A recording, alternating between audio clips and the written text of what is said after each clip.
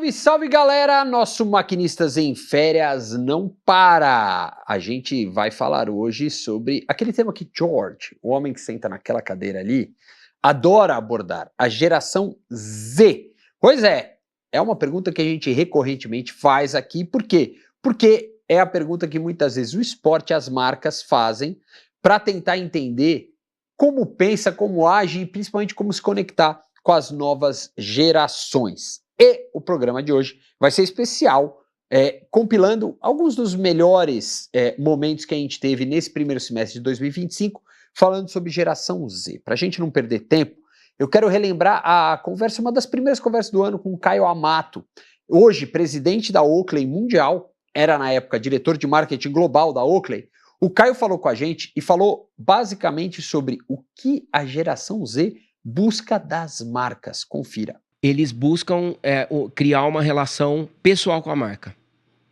Eles buscam que a marca mostre quais são os valores para eles conseguirem comprar e participar do que a marca é. Tanto é que a chuteira assinada não funciona mais, se não tiver o propósito. Tanto é que o modelo de influência não funciona mais, se não tiver um propósito. Se a visão de mundo não tiver alinhada e se a personalidade da marca não tiver alinhada, é aí que as coisas vão começar a dar errado. Época do Jordan. O Jordan usava, vendia. Época do Ronaldo. O Ronaldo usava, vendia, mas o Ronaldo, um outro atleta, um holandês que na época era o melhor, o Bergkamp, ele era o melhor, mas ele não vendia. Porque você já tinha um contexto, não era só ser o melhor, já tinha um contexto ali de personalidade. Messi e Cristiano Ronaldo, vai. Messi e Cristiano Ronaldo. Hoje... O Messi mudou. Mas cara, o Messi... eu não sei se ele... Assim, a linha dele na Adidas era enorme, agora ela é menor. Porque o modelo de influência não é o mesmo mais. Não é que o Messi vai fazer vender mais. O Messi vai fazer a marca ser mais desejada, se ele usar. Mas, cara, não vende mais, não é igual o Jordan. Então, um Vini Júnior tá mais antenado com isso que você tá... Muito mais, muito mais. E a molecada vai se sentir inspirada muito mais por um Vini que tem um propósito para além do que ele tá fazendo dentro do campo, do que um outro jogador que tá lá só para ganhar título. Esse jogador que tá lá para ganhar título vai ser admirado? Muito, muito. Porque quem não admira o Cristiano Ronaldo? O cara é ele é dedicado além da razão. Ele já tem todo o dinheiro do mundo e ele ainda quer ganhar, quer fazer gol. Isso é bonito de se ver. Mas o Cristiano Ronaldo é o atleta que mais vende atualmente? Talvez sim, talvez não. Eu acho que não, na verdade. Se eu tivesse que dar um chute, eu acho que tá deixando de ser. Eu acho que um Travis Scott deve vender mais do que ele, porque tem um ponto de vista um pouco mais cultural e abrangente. É mais ou menos por aí. É um atleta mais humano mesmo, não só uma super máquina esportiva. É meio isso. E não tem problema nenhum ser uma super máquina. Não. É o que influencia ou não. Estamos indo para outro lugar. É o que inspira ou não. Que inspira pra... É o que inspira ou não. E também tem... Aí você vê ao redor, né? O Lewis Hamilton é outro. Que assim, você vê o Verstappen ganha tudo. O Hamilton é o que todo mundo tira foto e quer ser. O Hamilton modifica, né? O Hamilton modifica. E empurra o Lee Brown. Tem os dois. É um cara que tem os dois. Ganha tudo e muda a indústria e a cultura. Então é aquele cara que une os dois que é dificílimo de achar. E aí a gente vai ver quem que vão ser os novos que vão chegar, né? Tem muita gente boa vindo aí. De novo, o iOS é melhor. Então...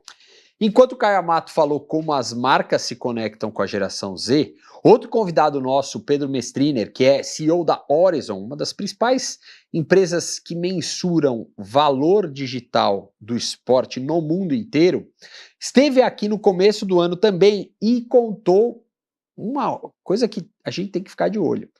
Como é o consumo dessa nova geração? Vídeos de 3 minutos são muito longos. Melhores momentos de menos de 20 segundos e olhe lá, hein? Se liga. Bom, tem aqueles suspeitos habituais já, né? Que é o highlight, etc. Pra gente, analisando em rede social, todos os vídeos que tem mais de 3 minutos estão desaparecendo já. Isso é 3 minutos, 3 minutos, né? Isso há 3 anos atrás, quando nós começamos, era o top dos vídeos, eram 3 minutos.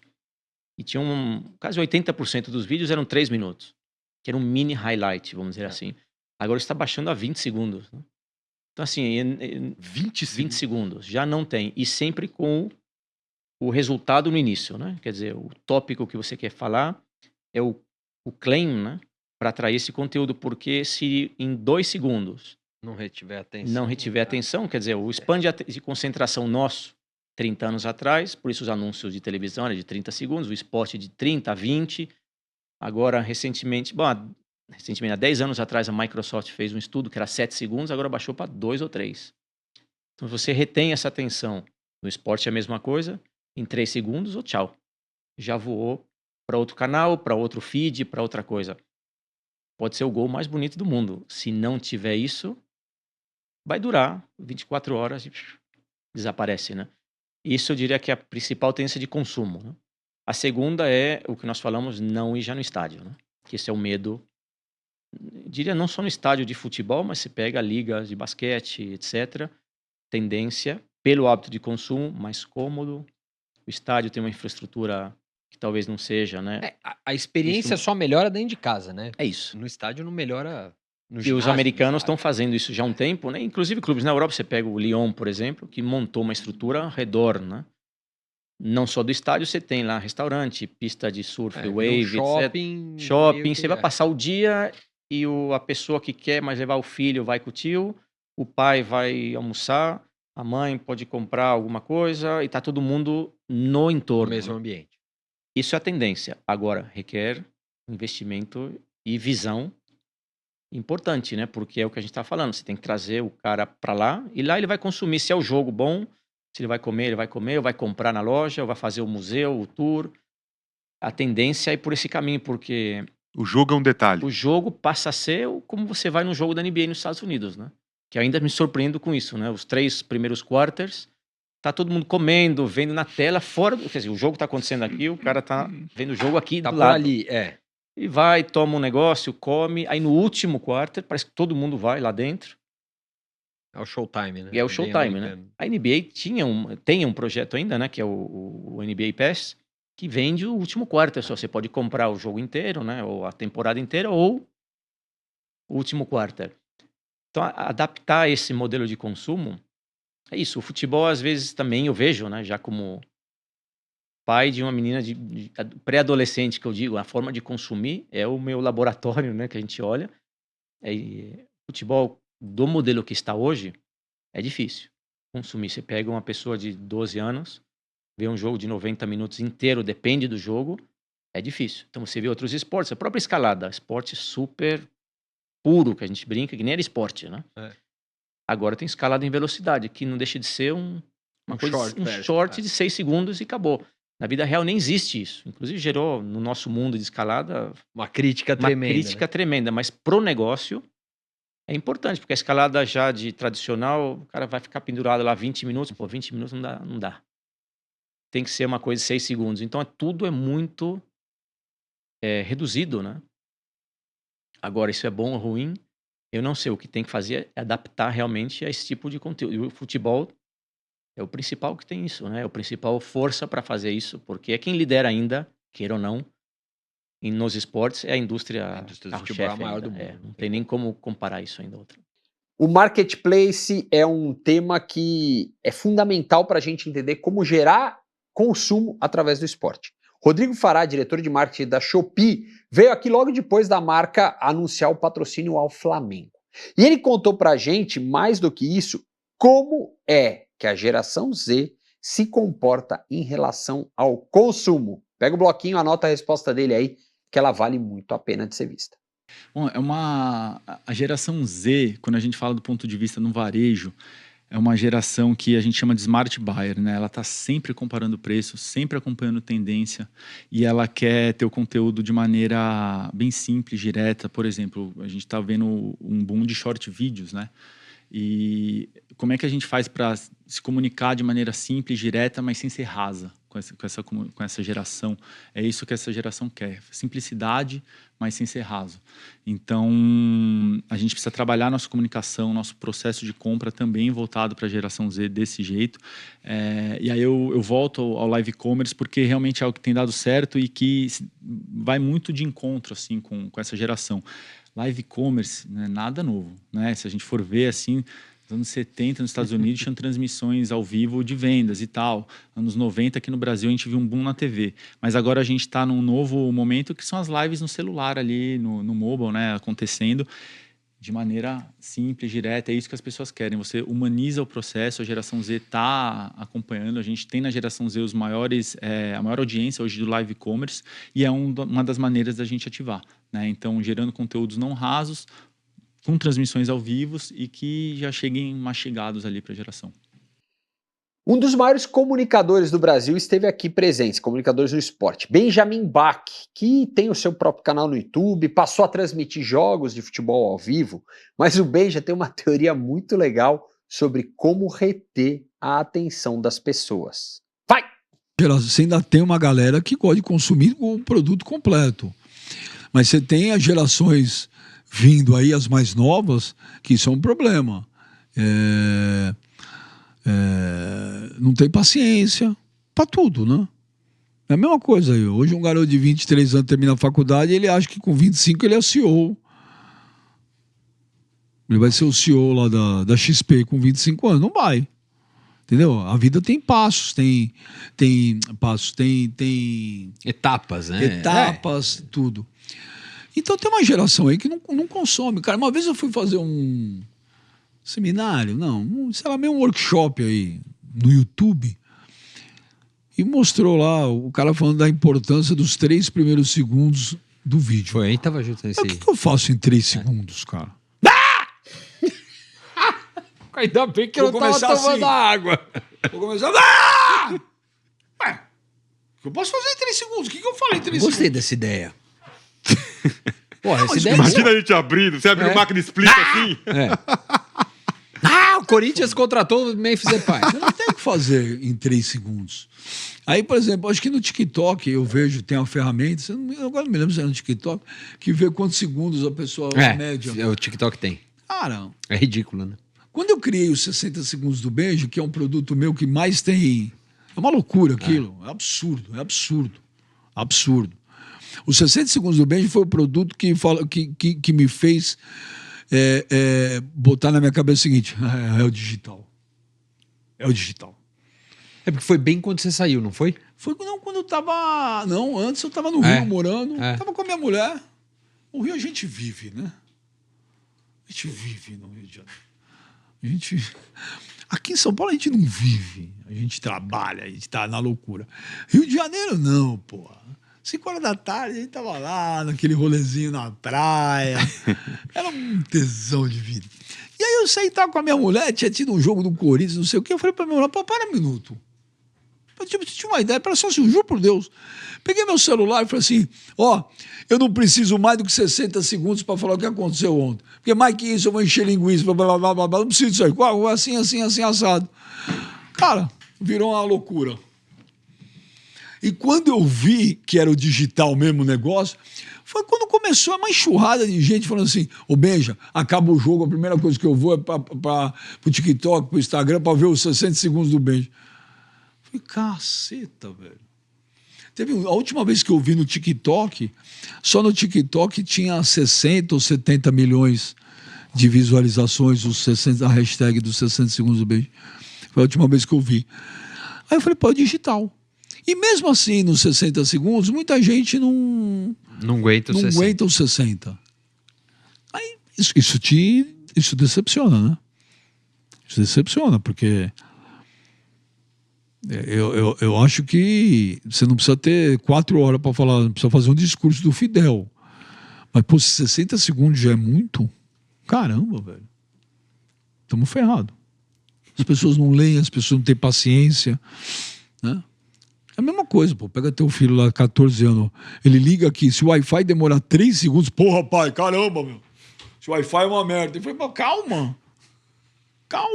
Não, minha filha de 12, ela vendo os shorts, é assim. Fala, como é que você está selecionando? Não, eu estou selecionando. Mas selecionando como? O quê? Porque isso é o TikTok. O TikTok é fantástico porque ele tem um algoritmo. O algoritmo do TikTok é muito legal. Então, se você hoje estiver de bobeira, fala assim, 10 minutos na tua cama de dormir, abre o TikTok, vai passando e o que você gosta, você clica. O resto você passa. Porra, Você vai ver amanhã, velho. Você não consegue largar um TikTok, velho. Você vai estar... Não, Só vem, se você só dormir, vem coisa né? legal. Só vem os conteúdos que você quer. Isso é maravilhoso. Isso é maravilhoso. Pro bem e pro mal, né? Como tudo. Um patrocinador também esteve aqui para falar como usa o esporte para atrair as pessoas. Lúcia Aparício Sarraceno, que é diretora de marketing da Zurich Seguros, contou como o tênis é usado pela empresa e, mais do que isso, como influenciadores e o conteúdo esportivo tem servido para a marca se conectar às pessoas, aos jovens e, acredite, no fim das contas, vender mais. Eu acho que a gente faz muito contando essa história, muito linkado com os atributos sustentáveis, mas talvez também o como é importante. A gente teve a campanha e teve vários canais e veículos que a gente usou através dessa campanha. 2, por exemplo, eu acho que são muito focados, talvez, nesse público de jovem. Influenciadores, a gente usou muitos influenciadores o ano passado para falar da nossa marca e dos nossos atributos de produto também. Tivemos um episódio de um programa de YouTube que chama Aqueles Caras, que é super conhecido por essa galera jovem, tem mais de 2,8 milhões de seguidores, e a gente realmente colocou uma história que eles contaram uma história em função a que o seguro poderia ter feito a diferença em um roubo de celular, por exemplo. Então, o como também é muito específico e vamos escolhendo os meios para a gente atingir os diferentes públicos. O YouTube tem uma fórmula que não é mais tão secreta assim para atrair a atenção das pessoas. E Dayan Morandi, CEO da For Content, esteve aqui e contou como é que ele aprendeu lá no Vale do Silício a fazer com que a atração da atenção das pessoas seja feita em menos de 5 segundos. Eu tive um treinamento com o YouTube, com o YouTube Space, e eles batem nessa tecla. Então, mas eles tinham uma resposta rápida para isso. Eles falam que os 3 segundos ou 5 segundos ali iniciais, eles têm que ser decisivos para você saber comunicar o que vai dentro do restante do conteúdo. Tá? Então, por exemplo, se você trabalha com uma celebridade e o conteúdo é sobre aquela celebridade, essa celebridade tem que ter ali uma aspa nesses 3, 5 segundos. Tá? Se você vai trazer uma resposta para algum problema, se você está criando uma solução, você tem que, pelo menos, nesses 5 segundos ali, deixar claro qual é esse problema. Porque as pessoas vão olhar aquilo e vão esperar que recebam a solução durante aquele conteúdo. Tanto que isso é uma estratégia muito grande de venda de produtos, né? Eu crio o problema e eu mostro para você que ao longo dos próximos 5 minutos eu vou te dar a solução. Só que eu vou, durante todo esse período, contar uma história para aumentar a retenção, ter um volume maior de entrega, fazer com que o algoritmo entenda que meu vídeo realmente é relevante. Então, assim, são todas estratégias que realmente depois vão acabar fazendo a diferença no teu volume de entrega total. No universo das marcas, a gente teve aqui um convidado muito especial. Maurício Toledo, que é responsável pela área de esportes do Banco do Brasil, falou como que uma instituição centenária consegue trabalhar o rejuvenescimento de marca a partir de esportes, skate e, claro, muita produção de conteúdo. Veja. Eu falei, essa estratégia, ela vem muito de um objetivo do banco de rejuvenescer a nossa base. Então a gente quer mesmo falar com o público mais jovem, que o Banco do Brasil também seja considerado e reconhecido por esse público. E a gente viu nessa estratégia de patrocínio esportivo uma oportunidade da gente abrir as portas para esse segmento, né? Passar a ser reconhecido, ser percebido também por eles. Esses atletas, eles estão no mundo digital, né? A gente tem a parceria com a Raíssa há 5, 6 anos. Ela é um fenômeno, né? Tem milhões e milhões de seguidores nas redes sociais, que são seguidores fiéis, né? Que gostam, acompanham mesmo. E ela usar um pingente do Banco do Brasil e dar um beijo nele antes de fazer uma manobra, de forma genuína, né? É o que faz essa diferença para a gente. E por isso a gente partiu para esse tipo de investimento. É um custo-benefício que efetivamente vale a pena. A gente tem conseguido atingir os nossos objetivos de rejuvenescimento, de impactar públicos mais jovens, né? E de ser relevante para esse segmento. Acho que isso é o mais importante de tudo. É a forma com que a gente vai conseguir aquela consistência, né? A consideração, ela não é criada, ela é despertada, né? Então, eu acho que esse foi o motivo do banco ter passado a ampliar o leque, mas também não pode ser de qualquer jeito. Tem que ser do jeito do Banco do Brasil. A gente tem uma filosofia, uma estratégia mesmo de marca, de atuar nos territórios com o viés transformador, com o viés do fomento. Então, quando eu escolho lá uma modalidade esportiva para entrar, é óbvio, com os meus objetivos de imagem, os meus objetivos de marca, os meus objetivos negociais, eu também avalio o aspecto técnico, se aquela modalidade pode trazer os valores que o Banco do Brasil busca para a sua marca. Se eu consigo apropriar e vincular os valores daquela modalidade aos valores do banco, né? E assim a gente, quando escolhe uma modalidade para investir, eu vejo se eu consigo fomentar o desenvolvimento de atletas, o próprio desenvolvimento da modalidade, se eu consigo criar e despertar novos ídolos. O esporte é feito de ídolo, né? E aí esse squad de skate que a gente tem, por exemplo, eu patrocino hoje, graças a essa estratégia robusta, o banco tem realmente um time incrível de atletas patrocinados. A gente patrocina talvez a maior lenda do esporte, do skate, que é o Bob Burnquist, né? E também patrocinamos a Raíssa, que é a joia do esporte. Vai ser a maior lenda do com certeza, se já não é do esporte do skate feminino. Do feminino, com certeza. Né? Mas a gente também patrocina novos atletas, né? A gente patrocina, ano passado a gente entrou no squad a Helena Laurinho, uma menina de 12 anos, que já foi campeã nacional um ano passado e que voa no vert, e esse é o fomento. A gente tem que ter as grandes lendas, mas a gente também tem que ter um olhar para os novos atletas, né, para fazer esse desenvolvimento e olhando para o futuro. A consistência aqui, eu acho que é a palavra-chave. Por que o banco foi para o esportes? Dentro dessa estratégia de rejuvenescimento também, e não só isso, o esportes, além dele ser um nicho de aficionados exigentes, mas que também movimenta muito dinheiro, né? As pessoas que gostam dos games, que praticam, né, investem nisso, investem tempo, investem dinheiro, investem disposição, e é um mercado que movimenta bilhões de dólares no mundo, né, e o Banco do Brasil também pode ser conveniente para esse ecossistema. Então é mais uma oportunidade do banco, de forma intrínseca ali, a experiência dos clientes, demonstrar soluções. Então seja para financiar um equipamento, né, um notebook avançado, um hardware, alguma coisa, um software mesmo, o Banco do Brasil se mostra como uma solução ali de conveniência e que a gente consegue estar presente em mais essa modalidade de que pessoas tanto gostam, né?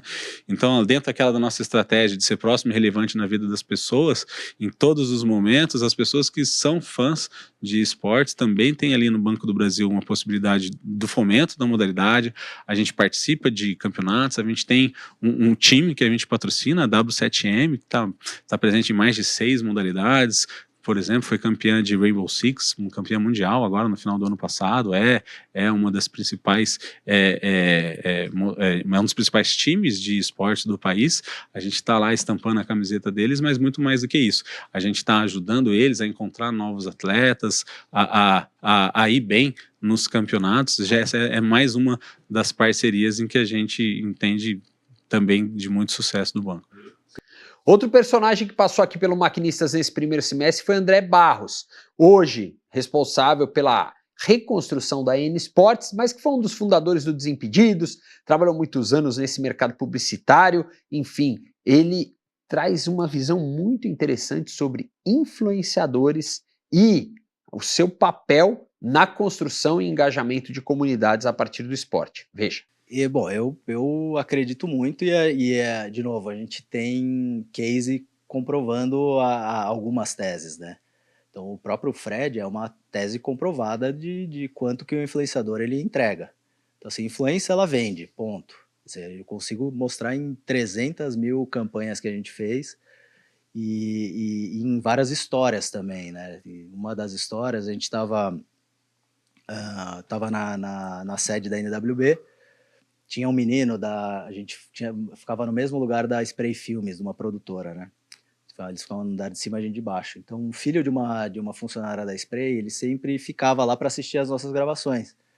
Um dia o Kaká foi gravar lá, tava o Fred e o Kaká saindo de uma porta lá, de uma sala.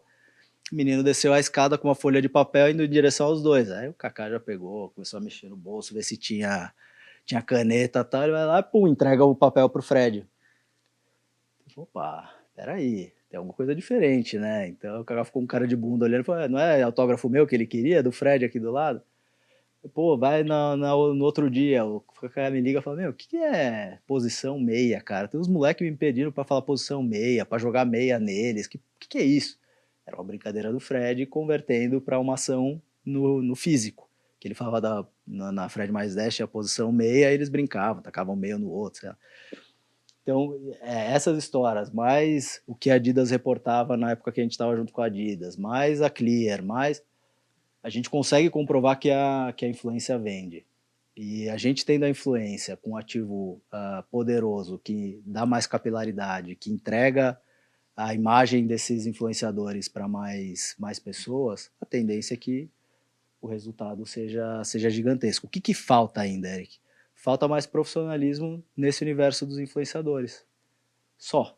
Assim, se o cara conseguir se profissionalizar, se entender como empresa, e conseguir reportar resultados de forma mais consistente, começar a conseguir fazer entregas pensando no longo prazo, não no postzinho, cara, eu acho que é um mercado que vai ser exponencial assim de forma absurda, né? Quem foi no South by Southwest esse ano, 30%, 40% do South by Southwest foi influenciadores, falando sobre influenciadores. Então não é possível que o mundo tá errado e o pessoal aqui que fala contra tá certo, né? Mas o mercado tá começando a fazer uma seleção, né? É isso. Mas esses ciclos, eles passam, né, Jorge? Eles são normais, né? Então, quando a gente começou o Desimpedidos lá, a gente vinha de uma era que era de influenciadores individuais, né? Cauê Moura, o PC, deixa eu ver aqui mais, Rafinha Bastos, era essa galera que tinha. Aí o mercado olhou e falou assim, putz, é legal, mas eu queria ter um pouco mais de empresa aí. Aí veio o Manual do Mundo, veio o Porta dos Fundos, veio Desimpedidos. Aí os caras falaram, putz, mas esses caras aí podiam ser mais estruturados, quase como holdings, né? Aí veio a aquisição da Paramount Porta, Magalu com o Jovem Nerd, SBF com o Desimpedidos, com a NWB. E aí acho que agora a gente tá meio que voltou um pouquinho pro primeiro momento ali dos criadores individuais, né, com as Virgínias e tudo mais, porque esses caras vendem muito. E agora acho que tá entendendo como é que você profissionaliza de novo essa galera essa versão 3.0, talvez. Então acho que são ciclos, né? São ciclos que eles vão acontecendo, volta, vai acontecendo, volta, vai acontecendo, volta. Você vai ter mais ferramentas para essa galera, né? O que faz com que tenha que ser reavaliado, reestudado. E como que você aumenta o potencial desses caras de entregarem mais para o cliente final. Então a geração Z tá ali. O cara vai consumir o influenciador, é o que ele tá. É isso. Não é como a nossa geração ali. É outra pegada. Não, é outra pegada. A gente, e isso é engraçado, porque assim, eu tenho 42. A nossa geração ali vai até pega uns 35, 37 mais, a gente cresceu com televisão, né? Então a gente não está acostumado a interagir, né? O máximo, a gente viu um programa legal na TV, o máximo que a gente fazia era juntar com os amigos e comentar, bater, né? No máximo. A molecada não, né? Meu filho tem 9, ele, já baixou o vídeo, já comentou, já jogou no grupo de WhatsApp, já é outro tipo de interação. E é por isso que a gente precisa reinventar a forma de consumir o conteúdo, principalmente esporte. Você vê o sucesso da Kings League. Primeiro momento, e mesmo eu comecei a ver Kings League ano passado, o primeiro dia eu falei, nossa, coisa horrível. O segundo dia eu falei, deixa eu dar uma olhada aqui. Nossa, eu achei legal desde o começo. O terceiro dia eu não conseguia parar de ver. Eu achei espetacular desde o começo, rápido, divertido, dinâmico, imprevisível, enfim. Que tinha meus preconceitos, né? Que eu gosto do futebol, gosto de ver. Eu também adoro futebol, mas esse é outro esporte, então, tá tudo mas certo. pra eu entender que era outro esporte, demorou 2 dias. Entendeu? Então eu quebrei um pouco, no primeiro dia tava cheio de preconceito, no segundo quebrou, mas é o que a molecada gosta. Eu fui lá sexta-feira, cara, a molecada pirando, tô tomando insana. pressão lá em casa pra ir na final. Cara, mas vale a pena ir, é que é longe, mas vale a pena ir lá, cara. É muito legal. Não, né? É muito vivenciar legal. a parada. Né? Que acho que vai ser outra experiência no estádio. Vai lá no estúdio, cara. É um negócio, coisa de louco, cara. Que você vê é muito bem produzido. Sim. Assim, é quase com o que você vê na televisão, você tá vendo lá. E a paixão dos meninos, das meninas, pelos influenciadores que estão lá, e é um negócio de louco, assim, o Toguro vai bater o pênalti, deixa o tênis no meio do caminho ali, vai lá e bate o pênalti, sabe? É a concretização do sonho. Na verdade, é a concretização do sonho, de você sair da tela do sofá para ação ali no mesmo lugar, né? E, de novo, tem lembra que eu falei no começo, tem uma proximidade da audiência com o evento. Com o ídolo, com o evento e com o ídolo, que é absurdamente maior do que teria com o futebol. Então o cara vai lá, comemora, não sei o quê, faz o gol, vai lá, abraça os caras, tá tudo certo. É aquele conceito, vamos dizer assim, que o Manchester United criou com o Beckham, que era assim, o ídolo inatingível. Né? O Manchester United usou todo o conceito de Hollywood para produzir o Beckham e transformar ele num ícone global, e depois ele foi pro Real Madrid, e fez o Real Madrid ser o clube mais rico do mundo, enfim. Não tira o mérito. Mas é um modelo que talvez seja um modelo de ruptura agora. Eu acho. O modelo é de muito mais aproximação do que afastamento. E dentro disso, né? Peraí, a Kings League, desculpa, cortei mesmo. Pode cortar. A Kings League pode estar ajudando o Neymar nisso, você acha? Eu acho. Tá, assim, de fato tem uma aproximação dele com o fã que é pirado por ele. De fato, assim. Você consegue ver isso da molecada ali, sempre gostou dele, né?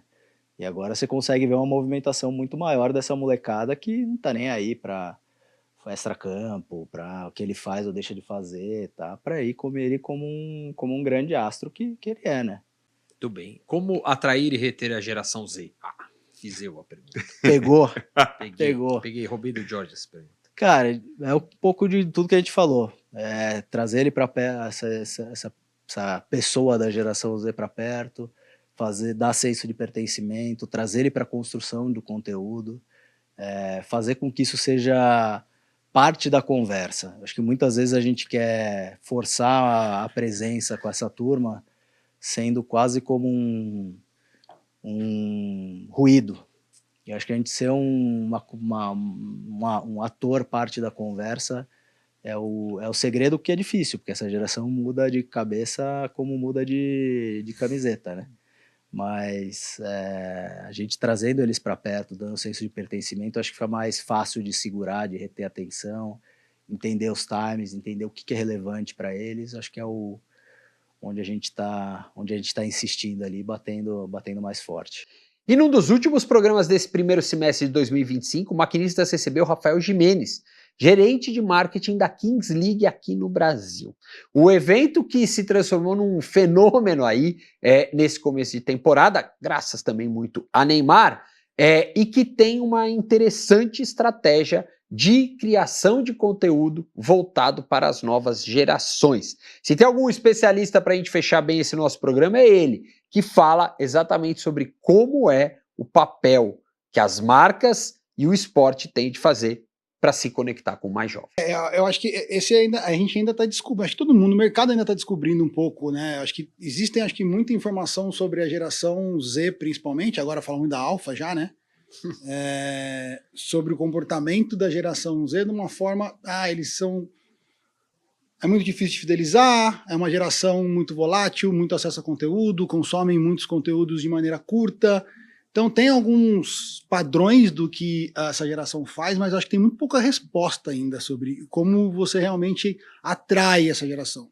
Eu acho que muito disso tá no conteúdo digital. Eu acho que isso é talvez a principal certeza. Essa galera tá dentro de digital, não tem como. Mas o crescimento, o mercado físico continua crescendo. Tá, mas essa geração especificamente consome muito conteúdo dentro de digital. E eu acho que a grande tacada é você entender que ela consome conteúdo de maneira diferente. A internet não acabou com o rádio existe até hoje. Pode ser que a geração Z, inclusive, não ouça a rádio, mas a rádio tá aí, tá funcionando, tá acontecendo. A internet não acabou com a TV. São formas de consumir de conteúdos diferentes. E o que eu acho que acontece hoje em dia é que as coisas são muito mais rápidas, né? Então você tem que se adaptar de uma maneira muito mais rápida. Mas eu acho que essa questão, principalmente da velocidade do tempo de conteúdo, né? Quanto tempo as pessoas gastam num conteúdo. E a questão da fidelidade acho que é muito crucial. É muito difícil, principalmente com marcas. Essa geração Z, ela se fidelizar com marcas. Ela tem uma conexão muito forte. Acho que tem uma questão de pessoalidade, com pertencimento, com comunidades que normalmente tem um líder ou alguns líderes. E esses caras têm realmente o poder da voz. Mas a fidelização dessa geração com marcas é um grande desafio. Porque eu também acho que as marcas não aprenderam a falar com essas gerações, ou também não sabem, ou não são elas às vezes que tem que falar mesmo, às vezes não tem que ser a própria marca. Então eu acho que isso tem que ser levado muito em consideração quando você tenta atingir esse público. Eu acho que é saber falar com eles, e não necessariamente você sabe, então você precisa entender como, e o conteúdo, você precisa gerar muito conteúdo, cara. Tem que ser um conteúdo contínuo o tempo inteiro, e eu acho que isso inclusive é um trunfo da Kings. A Kings não é só a audiência dos jogos, mas depois é a semana inteira de conteúdo. O que se gera de conteúdo em volta da Kings é assustador. Eu fui engolido pelo algoritmo. Eu não tenho mais vida. Eu entro em qualquer rede social, eu só vejo a Kings League. Porque também o produto foi criado para isso. Então você tem lá pênalti presidente, dado, vai o mascote, tem os streamers fazendo graça, convidado nos streamers. Então você tem uma série de... A plataforma ela foi criada de uma maneira que tudo é um potencial conteúdo, com um certo poder de viralização. Então você tem páginas hoje cobrindo... Pô, o que você tem de página cobrindo o Kings League hoje é brincadeira. É quase que igual qualquer campeonato tradicional. Então acho que essa geração de conteúdo constante e esse entendimento de como falar com essa geração, e que essa aceitação de que talvez você como marca não vai chegar nele, você precisa de alguém, você precisa de algum caminho, alguma ponte, eu acho que é o mais importante. Por tudo isso que você falou, acho que você assina embaixo de uma tese que eu tenho, que a Kings League, no fim das contas, é um produto de mídia, né?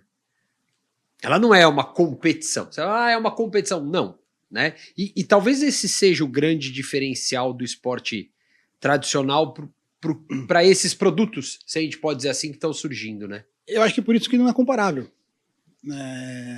Com certeza a Kings League, eu falo com certeza, mesmo sem ter essa certeza, porque eu nunca perguntei para quem criou, mas a Kings League não foi criada num conceito de tipo, vamos acabar com o futebol, nós somos o próximo modelo competitivo do futebol. Não.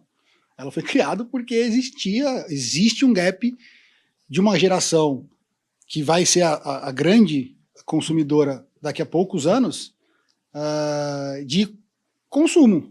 As pessoas não consomem mais o esporte tradicional, da maneira tradicional. Então, eu concordo contigo. É um produto de mídia, um produto de conteúdo, não é um produto de competição, não é NBA. Né? Tanto que, dentro do conceito da Kings League, a Kings League é tudo, né? Ela é o broadcaster, ela é a competição, ela é a geração de conteúdo, ela é os times, as franquias. Então, tipo, é um produto.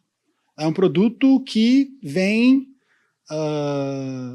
com esse objetivo de eu tenho pessoas, eu tenho um nicho gigante necessitando um consumo de conteúdo. Eu tenho um conteúdo muito legal e eu estou utilizando uma plataforma que é o esporte tradicional, que é o esporte mais jogado, mais consumido no mundo. Então acho que é uma junção dessas coisas, mas sem dúvida nenhuma, não é um produto de mídia, é um produto de conteúdo, não é uma competição que em algum momento vai rivalizar com as grandes competições do mundo.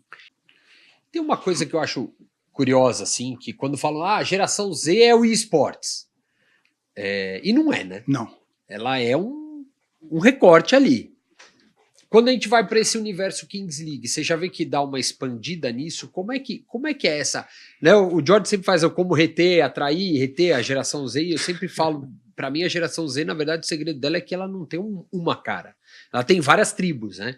É um pouco isso? Como é que é essa... É muito isso. Traduz aqui para os tiozão, vai. Não, eu acho que, assim, eu acho que é muito isso. O vovô, no meu caso. Acho que a geração Z, ela tem essa questão de pertencimento. E aí não importa se a comunidade é uma comunidade de 60 milhões de pessoas ou se é uma comunidade de 40 pessoas. E aí eu acho que a final da Kings League, que eu trouxe a questão do Luqueta e do Paulinho, é um baita exemplo. Os caras não são maiores do que a Fúria, em alcance, em audiência, em nada.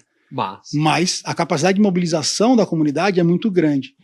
Então, sendo assim, é muito difícil você reter, a não ser que você faça parte dessa comunidade, a não ser que você seja o interlocutor dessa comunidade, a não ser que você seja o Luqueta, que você seja o Paulinho, que você seja o Gaules, que você seja o Felipe Neto, que você seja...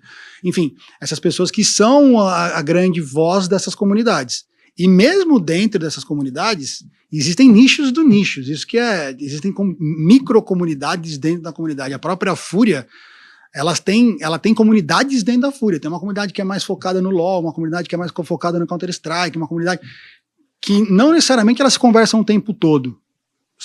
E não necessariamente elas têm a mesma linha de pensamento. Então, assim, a geração Z, para mim, ela tem muito a ver com comunidade. E aí eu acho que entre o eSports, porque eu acho que o eSports ele é muito alimentado pelas comunidades, né? E aí eu acho que aí vai entrar lá atrás na ideia do game, que o game começa a trazer um pouco mais dessa pessoalidade e principalmente do pertencimento, quando você consegue criar comunidades jogando. Então eu jogava sozinho, agora eu jogo com 10 caras comigo, eu jogava sozinho, agora eu jogo com sei lá quantas pessoas junto comigo, eu vou criando essa comunidade tem um interesse em comum. Então eu acho que o game começa a trazer isso, e aí o eSports pega um nicho dessa comunidade do game, que é a galera que é competitiva. Mas é nicho, com certeza é nicho. Mas acho que o grande segredo dessa geração Z, eu acho que vem muito do mundo digital, incluindo game, né? O FIFA, eu jogava FIFA, eu jogava Winning Eleven, eu jogava eu contra, no máximo, meu irmão ou meu primo, e eu era o Brasil, eu era alguém. Agora o cara é ele, eu sou o Rafael dentro do FIFA, eu faço gol, eu torço por mim. Então tem uma questão de pertencimento ali, que o game traz, que faz você se sentir de uma maneira que antes você era só muito externo, assim, você não mergulhava naquilo. E aí eu acho que isso gera na geração uma necessidade de pertencimento. Porque se no próprio videogame eu posso ser o Cristiano Ronaldo, então dentro da minha comunidade eu também quero ter protagonismo, eu quero algo um pouco mais pessoal, eu quero me sentir muito mais pertencente do que eu, que era um mega fã do Ronaldinho Gaúcho e nunca sabia nem que ele ia falar o que ele ia fazer. Então eu acho que essa geração Z são vários pequenos nichos dentro de um nicho só, e eu acho que aí está a dificuldade de fidelização, tá a dificuldade de retenção, tá toda essa dificuldade que a gente já, de novo, né, tem bastante, a gente sabe muito sobre o comportamento deles, a gente não sabe muito como lidar com isso ainda, mas eu acho que tá um pouco dentro dessa, é muito espaçado, assim, não é concentrado, né, não adianta você querer colocar todo mundo na mesma casinha. Não é todo mundo do esporte, não é todo mundo do game. Porque aí vai entrar anime. Aí você vai embora. Você começa. Aí dentro do anime tem mais uma cacetada de nichos dentro daquele nicho. Então, você tem que saber muito bem com quem você quer conversar e entender até que ponto você quer aprofundar. Porque se você for até o fim ali, você vai gastar você vai investir bastante para talvez não ter o retorno necessário. Então, você tem que saber lidar com essa volatilidade, com essa infidelização, como que você consegue maquiar ou brincar também com o jogo de uma forma que seja positiva para você. É isso aí, esse é um tema muito efervescente, se a gente pode dizer assim, aqui no Maquinistas, e que sem dúvida nenhuma dentro da indústria do esporte e da indústria do patrocínio é cada vez mais recorrente, é como conversar, como produzir conteúdo, como gerar venda, enfim, com as novas gerações, especialmente a geração Z. Esse foi o nosso Maquinistas Especial falando exatamente desse tema. Na semana que vem a gente volta trazendo a discussão sobre direitos de mídia, sobre produção de conteúdo, enfim, tudo o que hoje tem de maior valor dentro do esporte para gerar mais cliente e mais vendas para a indústria inteira. Diariamente, maquinadoesporte.com.br, nas redes sociais é o @maquinaesporte. E aqui a gente volta semana que vem com mais um Maquinistas especial dessa pausa, ou se a gente pode dizer assim, essa pausa de meio de ano intertemporada do Maquinistas. Tchau!